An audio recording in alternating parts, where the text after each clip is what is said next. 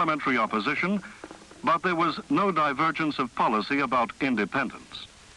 Mr. Secretary, I speak on behalf of the opposition. We have listened with great interest to your remarks, and we reciprocate your good wishes for a successful conference.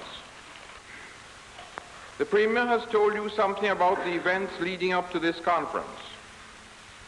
Jamaica has been independent-minded for a long time. You have only to read the reports of the parliamentary debates of 200 years ago to realize that even then, the colonials of those days wanted their own way of life. We started on the last road to independence in 1938, but we paused on the way to help federation. Then in 1959, my party began the campaign to take Jamaica out of federation. Here let me borrow from the words of Brutus. It was not that we loved others less, but we loved Jamaica more. We have political stability. We have created a two-party system of democratic government patterned on your own. We have accepted the rule of law. We are building up an economy as fast as we can with the means at our disposal. There may be differences of opinion as to methods, but there is no difference as to the objectives. Jamaica has shown her clear choice for that way of life that provides freedom for the individual. We are a small country, but we are geographically situated like a beacon on a hill whose light can be seen a far way off. It is our hope that our faith and our conduct will inspire others to regain their faith in God, in truth, and in the sanctity of the rights of man.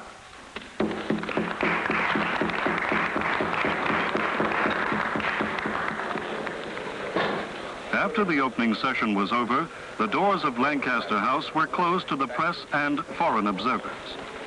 The deliberations were too important to be interfered with by publicity or influences from outside. On the same day that the conference opened in London, Sir Alexander left Palazados Airport on his way to join his colleagues around the conference table.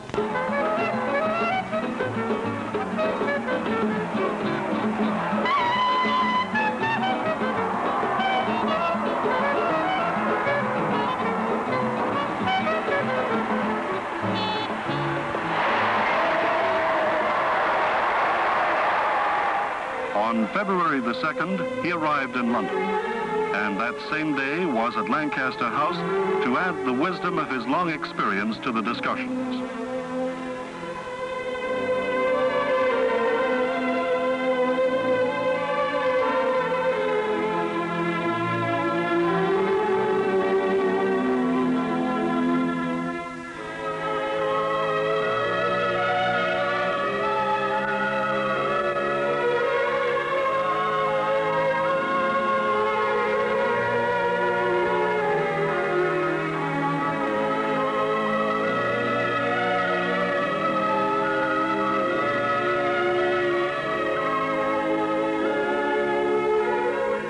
Alexander, like Mr. Manley, is no stranger to the United Kingdom, and all his many friends were delighted that he was back in the capital again. Lancaster House, the conference, which lasted from the 1st to the 9th of February, was going well. Although the press were not admitted, daily communiques were issued, and the world was able to follow the progress of the conference. Each communique told the same story. Agreement on all the major points under discussion. The conference was going well, very well indeed. Then, on the 9th, the doors were opened again, and the press admitted to witness the most historic scene of all, the signing of the report of the conference, which was an agreement of independence. Independence on August the 6th, 1962. It was a moment of triumph for the delegates from Jamaica. They had succeeded completely in all they had set out to do. Mr. Maudling, Mr. Manley, and Sir Alexander Bustamante addressed the final session. This is the closing session of the conference, and I have it in command from Her Majesty the Queen to convey to the delegates her sincere thanks for your kind congratulations on the 10th anniversary of her accession, and her good wishes to the government and people of Jamaica for the future of your country.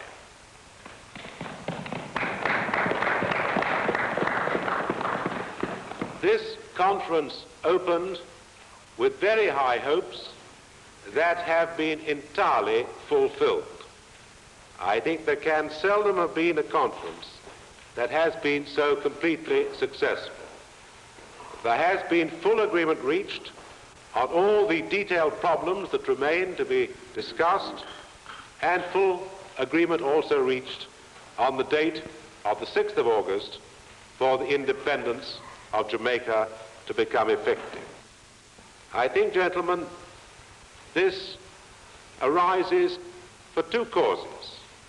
First, because of the great political maturity of the people of Jamaica, and secondly, because of the careful preparations made before this conference took place. I think it is remarkable how government and opposition have worked together both in the period of preparation and at this conference itself. And I'm sure this is a very happy augury indeed for the future of Jamaica. It only remains for me, gentlemen, to thank you for your cooperation, to congratulate you on the success of this, your conference, and to wish you all possible success and fortune in the future.